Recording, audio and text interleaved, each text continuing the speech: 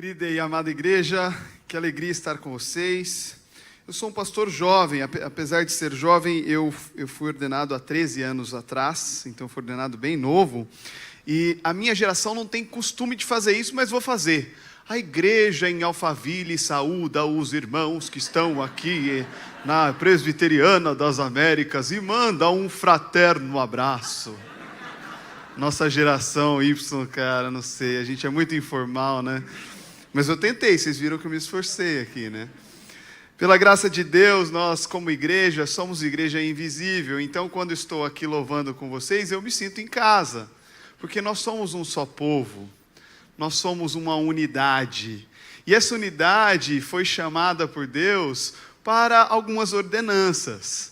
E especificamente nesses 2 domingos, o domingo passado e este domingo, estão sendo tratadas 2 ordenanças que são os sacramentos do Senhor para a igreja.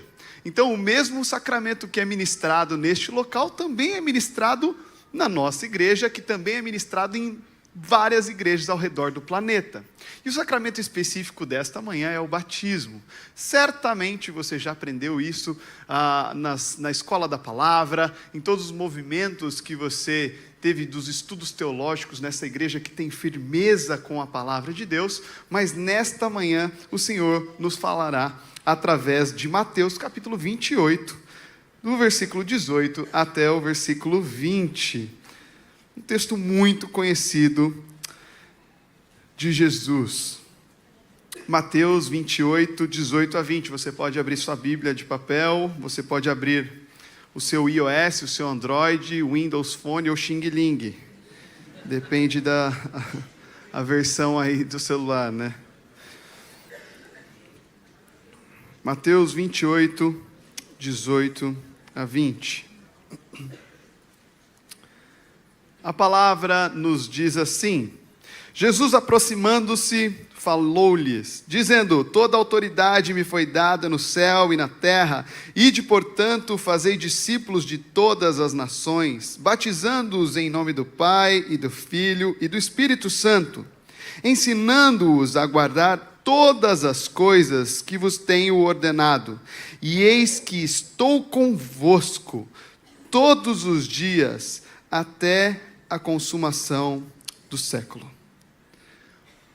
O batismo, por ser muito cotidiano na igreja do Senhor, ele pode passar a ser, no coração de muitos, um rito ordinário, que não faz tanta diferença na cabeça de algumas pessoas que às vezes vêm de fora.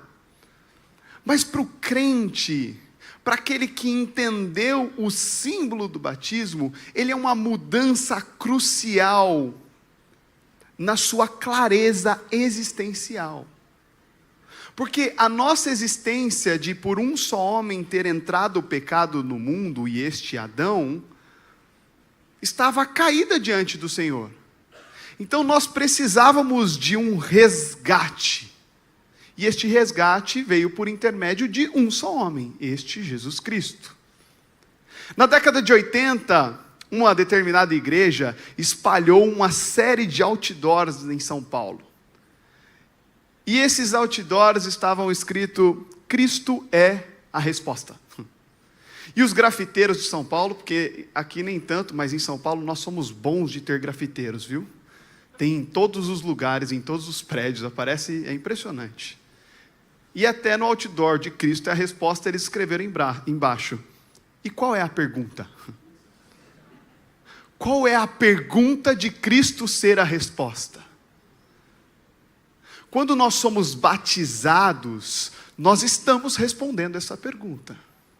Cristo é a resposta de um resgate único, que só é possível por intermédio do sangue carmesim dele mesmo, que ao sofrer naquela cruz e ressuscitar, te resgatou para a maravilhosa graça. E esse resgate, ele não é possível por intermédio da sua cognição, da sua intelectualidade. Não é possível pela quantidade de trabalho religioso que você faz aqui na igreja. Esse resgate não é possível pela quantidade de domingos que você frequenta no ano. Esse resgate não é possível pela quantidade de oferta ou dízimo que você dá. Esse resgate não é possível pela maneira com que você trabalha ou paga os seus impostos. O batismo para nós. E qual a relação do batismo e aliança histórica dentro do panorama bíblico? Primeiro princípio, o rei que ordena batizar. Jesus começa o versículo dizendo: toda autoridade me foi dada no céu e na terra. Ide, portanto. Quando Jesus diz isso, ele está conclamando a autoridade para si, porque o próprio Pai o enviou para ele se encarnar e deixar claro que existem algumas ordenanças. Entre elas, fazer discípulos, batizar e ensinar. Jesus, ele ordena nós batizarmos, e a palavra batizar, ela tem uma relação com o imergir, tem uma relação também com lavar. Quando nós vamos para o texto original, a clareza é lavar. E o que o sangue de Jesus fez por nós naquela cruz foi de fato nos lavar dos nossos pecados. E é por isso que quando o pecado é lavado, a nossa clareza existencial muda. E muda por completo. Explico. Se eu chegar para você hoje e perguntar: quem é você? Qual é a resposta que você daria? Você responderia o seu nome? Alguns talvez responderiam a profissão. Porque às vezes a sua clareza existencial está ligado ao que está no seu RG. Às vezes a sua clareza existencial está ligado à sua profissão, ou talvez aos bens que você adquiriu ao longo da sua vida.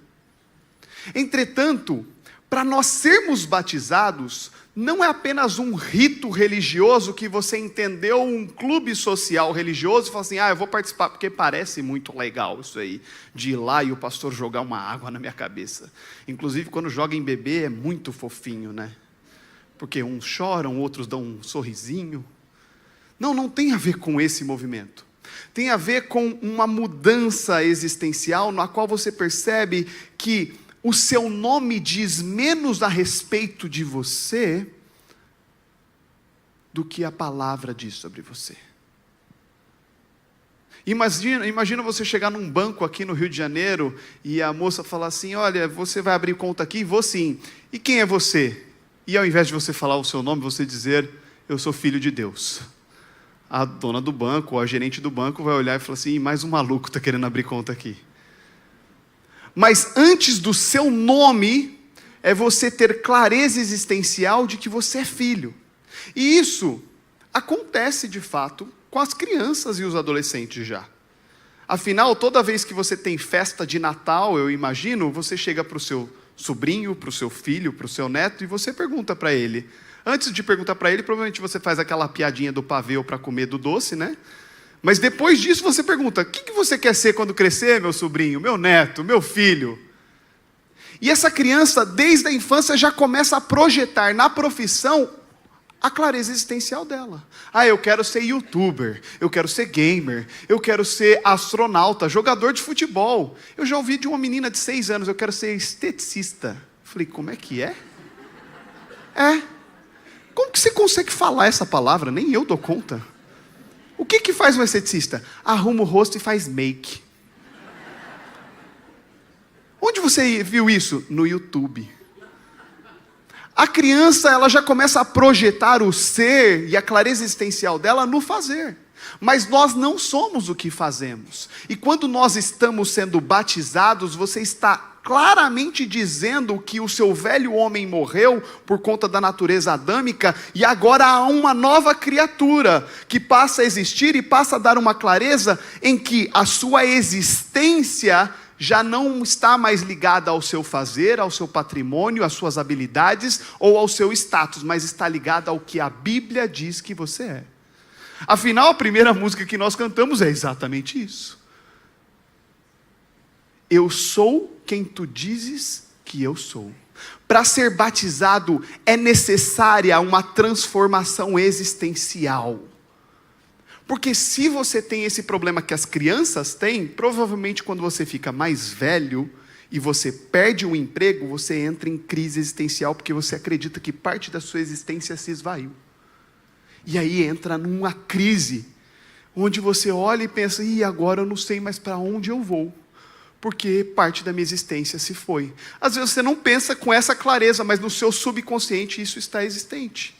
Ou quando o homem entra na crise da minha idade, dos 45 até os 55 anos, que ele olha para trás e fala assim, eu acho que eu preciso fazer transição de carreira agora, porque eu não sei se eu escolhi muito bem o que eu estou fazendo nos últimos 25, 30 anos da minha vida. Isso acontece. Mas você não é o que você faz, ou a carreira que você exerce. Você é o resgate de Cristo. Cristo é a resposta para a transformação existencial da sua vida. Portanto, quando você é batizado por uma ordenança do Cristo que te resgatou para ser uma nova criatura. Boa parte das igrejas, às vezes, crê que o crente, ele é resgatado e batizado para tentar se tornar uma pessoa melhor. Não. O crente não é batizado e transformado para tentar ser melhor. É para ser uma nova criatura. Você não vai tentar melhorar amanhã.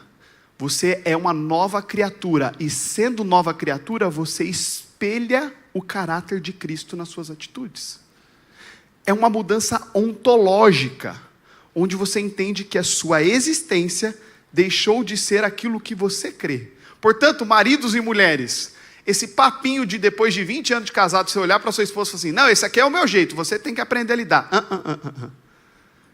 Vaso quebrado tem que mudar toda hora. Vaso batizado precisa olhar para si mesmo e tentar encontrar todo dia o que está se rebelando contra Deus e precisa mudar. Isso é autorreflexão. Você olhar todos os dias no espelho de manhã e perguntar para Deus, Deus, o que há em mim que se rebela contra ti? Transforma isso na minha vida. E o que há em mim que te glorifica e que o Senhor pode melhorar para crescer e frutificar na vida de outras pessoas. Portanto, Jesus, quando ordena sermos batizados, ele ordena um sinal daquilo que aconteceu invisivelmente dentro do nosso coração. E o que aconteceu invisivelmente? Essa transformação ontológica de nova criatura. Você deixou o velho homem e passou a ser nova criatura. Portanto, o batismo não é opcional para a igreja. Ele não é uma invenção de tradição. É uma ordem de Cristo. E ele é feito em nome do Pai, do Filho e do Espírito Santo, porque isso demonstra que nós somos marcados para sermos participantes de um reino onde somos co-herdeiros com Ele. Quem tem criança aqui, pergunta para o seu filho, quando é que começa a eternidade? Se ele responder que começa quando ele morre, teologicamente ele errou. Às vezes tem gente que é adulta e acredita nisso. A eternidade, ela passa a existir em nós quando nós recebemos Jesus Cristo como nosso único Salvador. Você que já recebeu a Cristo como seu único e suficiente Salvador, você já é eterno. Então eu já vivo na plenitude da eternidade? Não. Nós vivemos na crise do agora, mas o ainda não. Do já, mas o ainda não. Por quê? Nós já somos eternos. Nós já somos resgatados por Ele, batizados por Ele, e já vivemos com o Santo Espírito em nós. Mas nós ainda temos falhas, porque ainda não estamos vivendo na glória com o Pai. Mas já podemos dizer sim, que somos eternos em Cristo Jesus. E essa eternidade precisa se revelar de que maneira? Com valores eternos. Afinal, tudo aquilo que não é eterno, é eternamente inútil. Se o seu coração está colocado em coisas que não revelam o eterno, provavelmente você está gastando energia com coisas que não glorificam a Deus. Mas coloque o coração nas coisas que são ordinárias também e glorificam a Deus. O rei ordena o batismo e ele nos traz algumas clarezas. E uma das clarezas para nós entendermos o batismo é que o batismo é um sinal e um selo. Lá em Colossenses capítulo 2, versículo 12, a palavra nos diz: tendo sido sepultados juntamente com ele no batismo, no qual fomos igualmente ressuscitados mediante a fé no poder de Deus, que o ressuscitou dentre os mortos. A Confissão de Westminster, ela separa, o breve catecismo principalmente, separa batismo em dois movimentos: sinal e selo. O sinal é a água que é colocada para representar essa lavagem pelo sangue, a transformação da entrada na unidade com Cristo Jesus na igreja. E o selo é a confirmação da graça de que você passou a ser co-herdeiro com Ele. Só é filho de Deus quem se torna filho de Deus, mediante a Cristo Jesus, no princípio de resgate. Tem muita frase de caminhoneiro. Você vem de São Paulo para cá de carro, um monte de frase de caminhoneiro atrás do caminhão assim: eu não sou dono do mundo, mas sou filho do dono. O caminhoneiro ama a frase, né? Mas é filho do dono mesmo? Porque só é possível ser filho do dono mediante ao reconhecimento de que Cristo salvou. Não é todo mundo que é filho de Deus, gente. Pode ser que tenha neste local pessoas que ainda não reconheceram a Cristo como seu único e suficiente Salvador. E para que isso aconteça, é um movimento do Santo Espírito dentro do nosso coração, é um convencimento. Afinal, tem crianças de 12, 13 anos que vão para a sala de profissão de fé, ou querem serem batizadas, porque vieram de outro contexto religioso, e elas questionam: será que eu realmente sou salvo? Será que realmente Deus me salvou? Como eu vou ter essa certeza? Existem algumas evidências que evidenciam essa clareza para o crente. A primeira evidência é: se você crê que Jesus Cristo é o Senhor e morreu há mais de 2000 anos atrás, numa cruz, para te salvar e transformar o seu coração, e o sangue dele, carmesim, é suficiente para lavar os seus pecados e te tirar de uma condição de condenação eterna e te colocar numa condição de vida eterna, isso só é possível pelo Espírito Santo. Não tem como o seu amigo, que é um pós-doutor em astrofísica na USP, chegar a conclusões lógicas disso. Não tem como. Não tem como, pela capacidade racional, o ser humano crer que os nossos pecados são lavados pelo sangue de Jesus. Só pela capacidade racional. Isso precisa ser obra do Espírito Santo dentro dos nossos corações. E claro, sair do coração e vir para a racionalidade dentro da igreja do Senhor. Então, se você crê nisso, isso já é uma evidência de que você é salvo. Então já pode ser batizado. Outra evidência é quando você vai pecar, o Espírito Santo passa a te incomodar. O Espírito Santo passa a te moer. Porque você fala: não, isso não está certo. Esse imposto precisa ser pago. Essa situação aqui precisa acontecer. Ainda que você se ofenda com as leis deste mundo, isso aqui precisa acontecer. Você não pode tratar sua esposa ou seu marido desse jeito. O Espírito Santo, ele começa a moer a gente por dentro. É duro. Só que ele não blinda a gente de falhar. Às vezes nós somos bem entusiasmados e teimosos e a gente peca. Nós pecamos.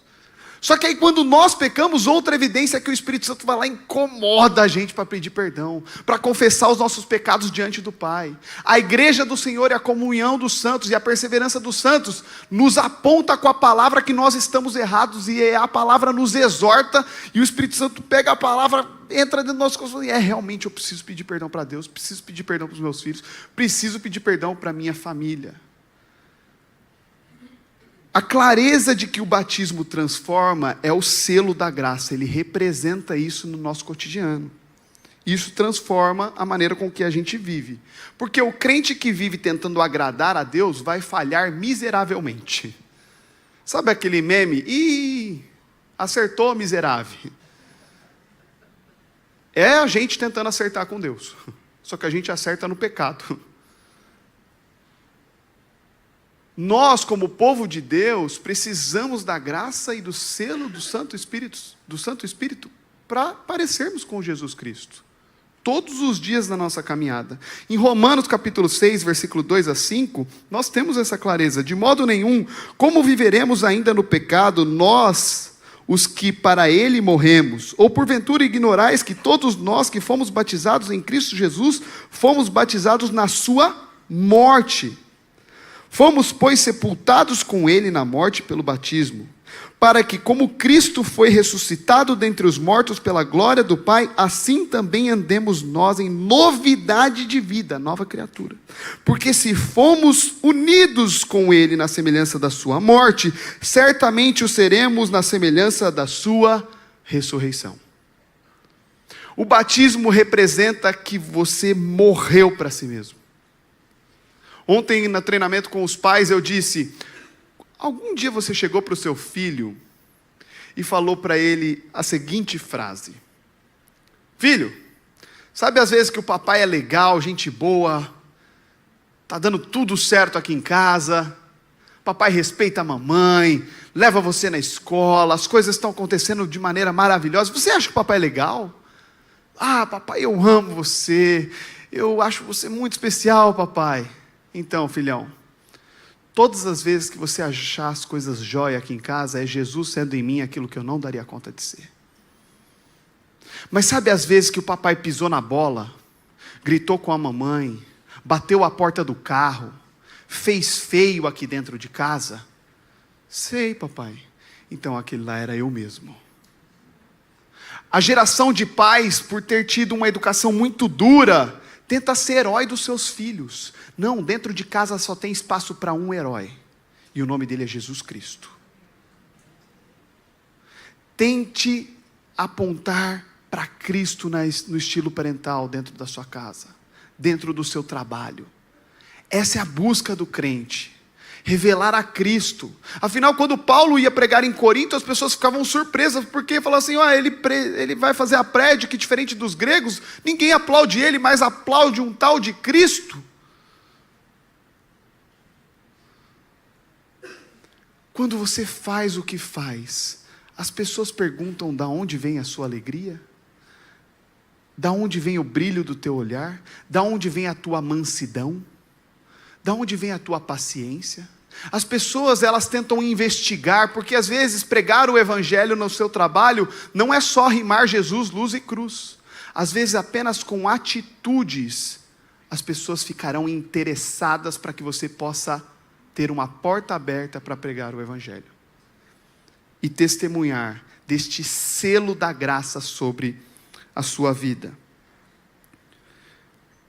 Agora, essa aliança, ela não existe a partir do Novo Testamento apenas. O batismo, ele não existe apenas a partir do Novo Testamento como aliança. A aliança no Antigo Testamento era a circuncisão. E é interessante que aqueles que não faziam parte da família de Deus eram chamados de incircuncisos. Incircuncisos. Está aí um palavrão que você pode falar como crente. Estou brincando, não fala palavrão crente. Chamar o outro: ô seu incircunciso, seu filho de filisteu. Não começa com isso não, que aí às vezes a palavra é mais branda do que a palavra torpe, mas o coração está sujo igual, então melhor não trabalhar com esses conceitos. Mas em Ezequiel capítulo 44, versículo 9, e 1 Samuel 14, 6, já diz que aqueles que eram incircuncisos estavam fora da aliança. Portanto, o batismo é uma demonstração de que nós fazemos parte da aliança. Nós estamos entrando para uma comunidade de pessoas que tiveram uma nova clareza existencial. Eu sou uma nova criatura. Eu não estou tentando melhorar. Agora, como nova criatura, eu espelho o caráter de Cristo nas minhas atitudes.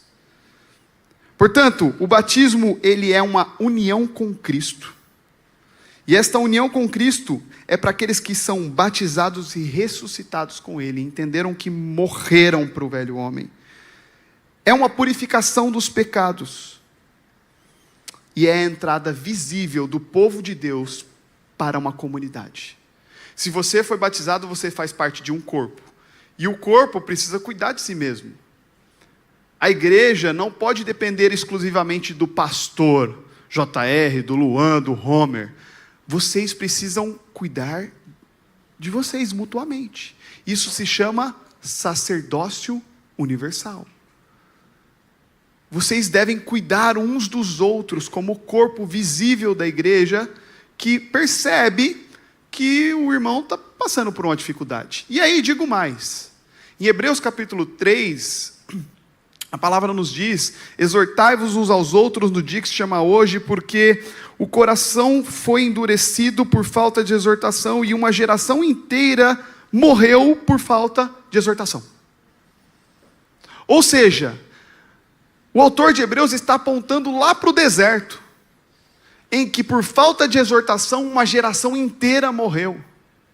E aí, ludicamente, como eu trabalho muito com crianças e novas gerações, eu fico pensando assim, quando eles começaram a fazer o bezerro de ouro, se não tinha alguém naquela multidão que não olhou e pensou, ih, vai dar ruim. Mas por que talvez essa pessoa não foi lá, subiu em cima do bezerro? Aqui não, Moisés quando descer, vai descer o reino, vocês tudo. Às vezes a gente vê na sociedade os nossos irmãos falhando, e ao invés da gente ir lá e exortar, a gente pega o celular e faz um vídeo para o TikTok. Nós vivemos numa sociedade onde falta exortação mútua, cuidar dos nossos irmãos. E aí eu vou dar um exemplo prático aqui para vocês que são igreja batizada no Senhor. Se eu pedir para você fechar o olho, você consegue pensar em 4 pessoas, 3 ou 4 pessoas, que você dá total liberdade para te exortar, e que você não vai ficar mimimi? Ou melhor, todo mundo chama a nova geração de geração mimimi, mas eles só são geração mimimi porque os pais são nhenhenhé. Você não vai ficar nhenhenhé porque alguém chega e fala assim, olha meu irmão, eu estou achando que essa festa que você foi, ainda que seja uma festa do clube, ela tem princípios de carnaval aí, eu acho que não pega bem você ir nessa festa de bloquinho. Porque eu sei que é um negócio da empresa, mas eu acho que você tem que se mostrar separado. E você não manda em mim, sai fora. Ó. A gente é amigo lá na igreja, mas esse tipo de comentário não te dá liberdade. Tá, você não dá para essa pessoa, mas você tem que dar para alguém. Alguém você tem que dar liberdade para te exortar. Não pode ser só o pastor. Identifiquem pessoas que você dá total liberdade para exortar. Agora o contrário também, você consegue pensar em 3, 4 pessoas da comunidade da igreja em que você tem total liberdade de exortar? Porque isso dá clareza de uma igreja que tem sacerdócio universal. De uma igreja que foi batizada, entendeu clareza existencial de uma nova criatura, e como nova criatura eu cuido das novas criaturas que são meus pares dentro da comunidade, para que nós como corpo santo nos mantenhamos na perseverança dos santos. Portanto, como crentes, nós temos que entender que a água, ela é um sinal simbólico, mas sem fé, ela é só água. É uma água ali. Pela fé, nós cremos que ela é o símbolo do sangue que nos lava do pecado. E essa fé só é possível mediante ao Espírito Santo de Deus. E há uma frase muito difundida, dizem que é de Lutero, mas não há uma clareza sobre esta frase, que é: pensei que o velho homem tinha morrido nas águas do batismo, mas descobri que o infeliz sabia nadar. Agora tenho que matá-lo todos os dias. Às vezes você vem, o JR te batiza aqui na frente, você fica feliz de ser salvo, de ser batizado, e fala assim, agora a minha vida mudou, e agora tudo está incrível. E na semana já perde o emprego, começa a acontecer um monte de caos, e aí começam as tentações, as provações, você já fica desesperado. Mas eu achei que ia tudo mudar. A vida cristã não é só sobre um filme com final feliz.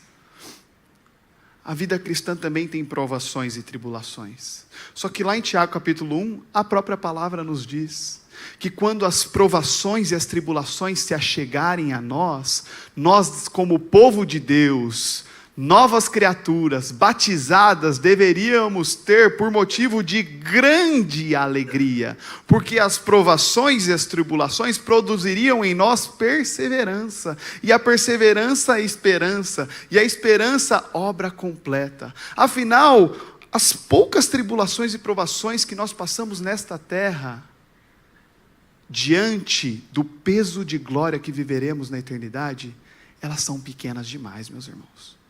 Como povo santo de Deus, nós devemos saber que, apesar de batizados, todo dia você tem que olhar no espelho e falar: o que eu tenho que matar nesse infeliz que sabe nadar?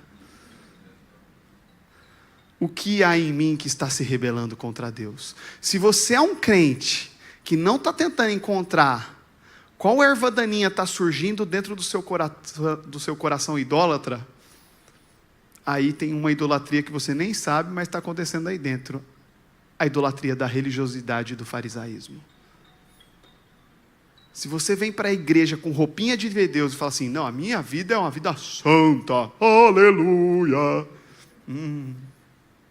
Não, todo dia tenta encontrar: Senhor, o que há em mim que se rebela contra Cristo? O que falta para eu abandonar as idolatrias pequenas do meu coração? E esse batismo, que é sinal e selo da graça, ele não é só para nós, mas ele é estendido às nossas famílias. O batismo e aliança, em Atos capítulo 2, versículo 39, a palavra nos diz: porque a promessa vos diz respeito a vós e a vossos filhos. Os filhos dos crentes pertencem à esfera da aliança. Eles eram circuncidados no Antigo Testamento. E aí, com a nova aliança, eles também passam a ser batizados.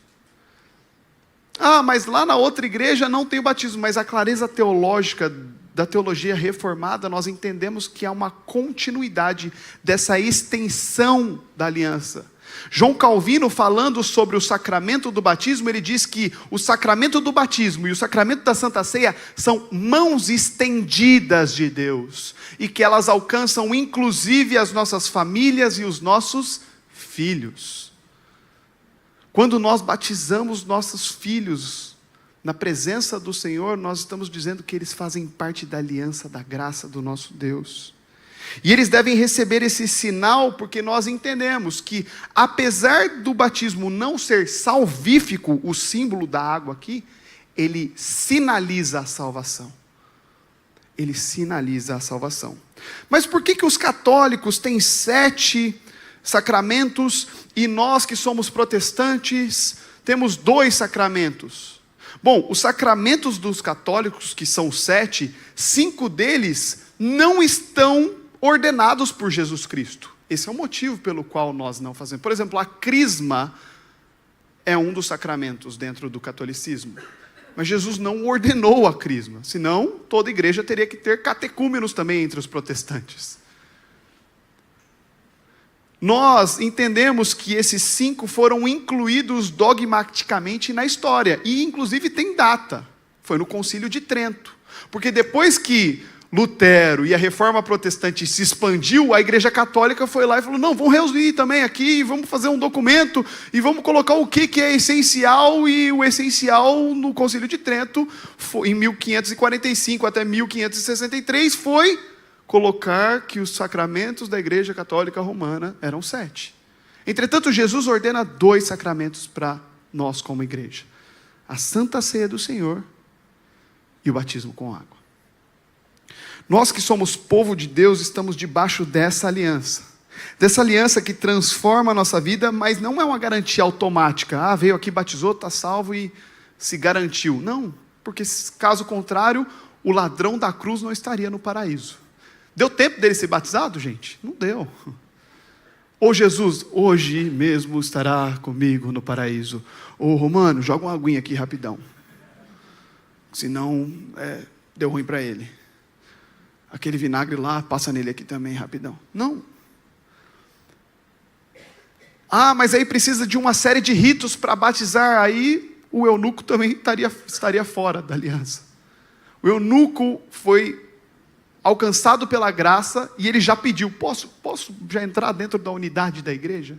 E eu estive na Etiópia alguns anos atrás, e eles atribuem a história do eunuco etíope, a Etiópia ser um dos únicos países com estrutura cristã até hoje na África, num continente de 54 países. Sabe qual foi o único país que não foi conquistado ou colonizado na África? A Etiópia. De 54 países, a Etiópia foi o único país que não foi colonizado na história. E é o único país que ainda tem liberdade cristã do ponto de vista do governo. Onde a igreja cristã lá, que é a mesma igreja do Egito, ela tem uma certa liberdade dentro daquele país. E eles, quando você vai falar com os pastores e cristãos lá, eles falam assim, não, o etíope foi lá e resolveu historicamente a nossa vida aqui. Então eles atribuem a essa história de Filipe pregando aquele etíope e batizando aquele etíope. A nova aliança, ela tem o movimento da circuncisão, mas em Atos capítulo 16, nós vemos famílias sendo batizadas. Portanto, nós, como povo de Deus, somos batizados por aquilo que aconteceu invisivelmente dentro dos nossos corações, por essa mudança de clareza existencial. E posso dizer, na faixa etária de 11 a 21 anos, o adolescente ele gasta muita energia neural para poder se descobrir. A neurociência chama isso de fase da compreensão. Ele fica tentando identificar quem ele é. Eu sou inteligente, eu sou nerd, eu sou burrão, sou da turma do fundão, eu sou atleta, eu sou a menina bonita, eu sou a menina feia, eu sou o que sofro bullying, eu sou o que faço bullying, eu sou o crente, eu sou o zoeiro, eu sou o que falo palavrão. Eu sou quem? O adolescente ele gasta uma energia neural e sináptica absurda para se compreender. É uma das fases da vida humana que mais se gasta a transação sináptica, porque ele gasta muita energia para compreender-se. Isso não sou eu que estou falando, é a neurociência dizendo. Agora olha a beleza da palavra. Quando você tem clareza existencial e sabe quem é, eu não vou ser a profissão, eu sou o que a Bíblia diz que eu sou, ele não fica gastando energia neural para poder descobrir quem é. E o tempo que ele estaria gastando com isso, ele passa a gastar para a glória de Deus. E um adolescente, gente, que está firmado na palavra, com identidade em Cristo, ele vira uma ogiva para o reino de Deus na adolescência. Porque adolescente tem muita energia. Você fala, ei, segura aí, irmão. Vai com calma, varão. Tá maluco? Portanto, na infância é o melhor período para você sedimentar a clareza existencial. Porque a hora que chegar na adolescência, onde ele vai gastar muita energia para poder se descobrir, se compreender do ponto de vista neurocientífico, a palavra já fez morada. Já alcançou aquele coração. Não negligenciem a infância dos filhos de vocês. Traga clareza para eles, para que eles sejam batizados no Senhor Jesus e também professem a sua fé. Agora, um lembrete claro, para nós encerrarmos nesta manhã. Um lembrete claro. E 4 princípios desse lembrete. A primeira coisa é, rejeite a superstição.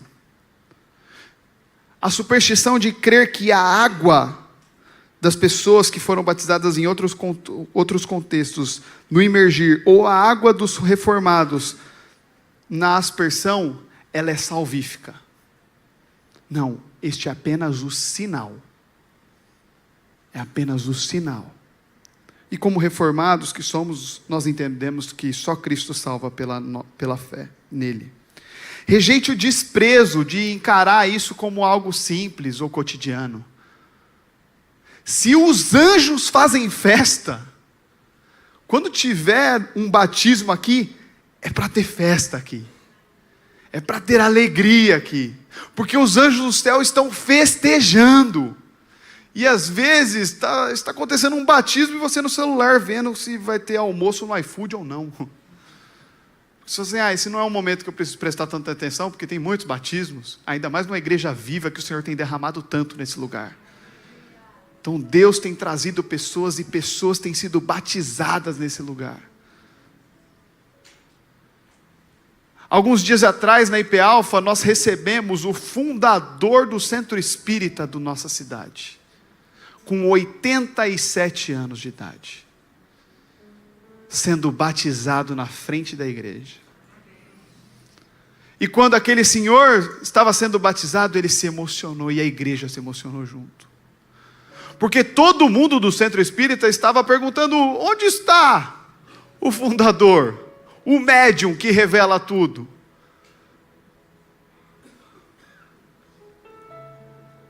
Ele está servindo ao Senhor numa comunidade cristã.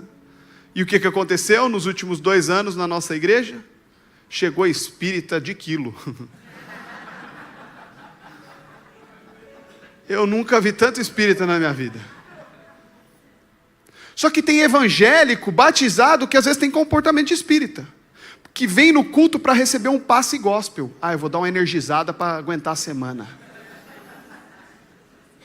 Igreja não é para receber passe gospel, não. É para você prestar culto ao Senhor. Você não está aqui para ser servido. Você está aqui para servir e adorar ao nosso Deus. Não há nada melhor do que estar neste lugar. O reverendo JR, na reunião pré-culto, ele falou assim: nós estamos no clímax do que nós precisamos fazer, que é o princípio pelo qual Deus nos criou: adorá-lo e glorificá-lo. Se nós estamos aqui nesta manhã, nós estamos no ponto culminante da glória, do princípio pelo qual Deus nos criou: glorificar e adorar ao nosso santo Deus. E aí, para discipular aquele tanto de gente que chega com um monte de informação completamente diferente, onde a obra salva, onde a obra te faz reencarnar melhor, e desconstruir para entender que é somente o sangue de Cristo que nos resgata, e o crente que entendeu isso para de tentar agradar a Deus, numa cosmovisão meritocrática, aristocrática, porque a sociedade vive nesse conceito grego, e passa a viver uma vida agradecendo por aquilo que ele já fez. Porque a vida do crente não é uma tentativa de agradar a Deus todos os dias, mas é uma viva alegria de agradecê-lo por aquilo que ele já fez na cruz. Então, quando você acordar de manhã e olhar no espelho, você pode olhar para si mesmo e falar: o Senhor me deu mais um dia de oportunidade para agradecê-lo por aquilo que ele já fez na cruz. E se o sol nasceu no horizonte, é uma demonstração da misericórdia de Deus, porque nós não fomos consumidos, como diz Lamentações. Isso é a clareza de que o povo de Deus vive, e sendo vivo, essa lembrança nos dá esperança. Uma esperança de que nós fomos marcados com o nome do Pai, do Filho e do Espírito, e que nós não pertencemos a nós mesmos. Não é o meu corpo as minhas regras, minha casa minhas regras, minha empresa minhas regras, meu celular minhas regras. Não, eu não pertenço a mim mesmo. Agora eu sou propriedade exclusiva do Senhor, porque Ele me comprou por um alto preço naquela cruz. E os pastores reformados passaram a usar um negócio chamado colarinho clerical, e que posteriormente os católicos copiaram os protestantes, porque isso é uma invenção protestante. E esse colarinho clerical é para representar que nós somos escravos de Cristo. É uma argola de que você está dizendo ao Senhor: eu sou agora um escravo de Cristo. Eu pertenço não mais a mim mesmo, não às minhas ideias, aos meus materiais, ou tudo o que eu consumo, mas agora eu pertenço ao reino de Deus. Eu sou dele. Lá em casa, a gente faz alguns exercícios meio práticos, e um deles é dizer que tudo é de Deus. Então minha filha fala: o tênis do papai. Eu falo: quê? Não, é de Deus o tênis. Isso aqui é da mamãe, esse aqui é o meu brinquedo. Quê? Não é brinquedo de Deus. E eu falo para as crianças na igreja: entra hoje no carro, depois do culto, e pergunta de quem é o carro. E tem muitos pais que respondem: esse carro é meu. esse carro é da mamãe. Alguns pais respondem que é do leasing do Itaú. Acontece. Mas nós somos tão materialistas que a gente acredita que tudo que a gente tem é nosso. Não, nós nem nos pertencemos. E se nós não nos pertencemos, tudo que nós temos também não nos pertence. Tudo que nós temos deve estar a serviço da glória de Deus. Trocou de carro, chama a família e fala assim, ó, esse carro é lindo, é bonito, mas esse carro não é meu. Ele pertence ao serviço da glória de Deus. Essa casa não é minha, ela está a serviço da glória de Deus. A minha roupa não é minha, está a serviço da glória de Deus. Tudo que eu faço está a serviço da glória de Deus, porque eu sou nova criatura batizada com água e pelo Santo Espírito do nosso Deus. E como igreja, nós devemos celebrar essa transformação ontológica que acontece no crente. Nós devemos celebrar isso. Então, quando você ver as pessoas sendo batizadas aqui, pense que há um movimento no céu de que alguém foi salvo. E faz parte daqueles que são eternos se alegrarem com isso. Quando vocês estiverem tomando a Santa Ceia do Senhor, não entenda a Santa Ceia como um movimento fúnebre. Ai, tadinho de Jesus, morreu por mim. Não. Ele te deu entrada por aquela morte.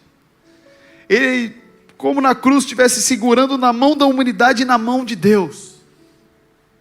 E dizendo, está conectado novamente. Agora eu dei acesso direto ao Pai. Você agora pode falar com meu Pai por intermédio do meu nome, porque eu venci a morte. Esses dois sacramentos devem ser celebrados como igreja. Mas se você está aqui nesta manhã e gostaria de dizer ao Senhor, Senhor, arranca de mim tudo que se rebela contra ti, eu gostaria de te convidar a vir à frente. Se você quer dizer ao Senhor, Senhor, retira as arestas, as ervas daninhas, as idolatrias que eu já nem percebo, porque às vezes eu estou tanto tempo na igreja que eu não consigo ter clareza. Eu gostaria de orar por você aqui na frente. Eu gostaria de pedir aos pastores, aos presbíteros que orassem por você aqui na frente. Então, se você quer entregar tudo ao Senhor da sua vida, e aí dar um passo a mais, entregar os seus filhos ao Senhor, para que eles tenham clareza existencial e sejam batizados no nome do Senhor, para que eles professem a sua fé diante do Senhor. Se você quer entregar tudo nas mãos de Deus e falar, Senhor, eu quero essa clareza existencial de não me pertencer, de não ter coisas que tomam um lugar no meu coração.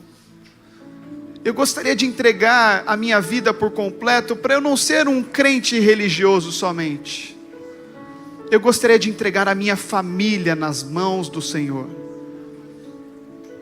Eu gostaria de ter clareza existencial de um povo santo e redimido, que foi salvo pela graça,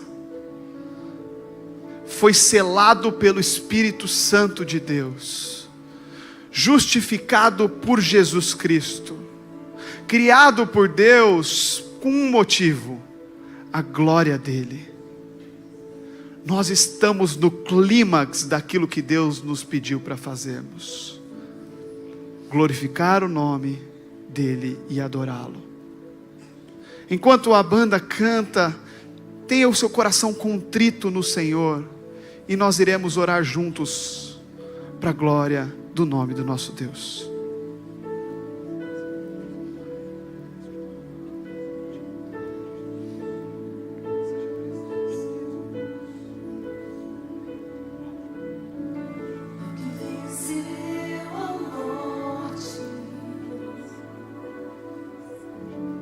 Criador da vida, mudou a minha sorte quando não vi saída. Tu és Deus,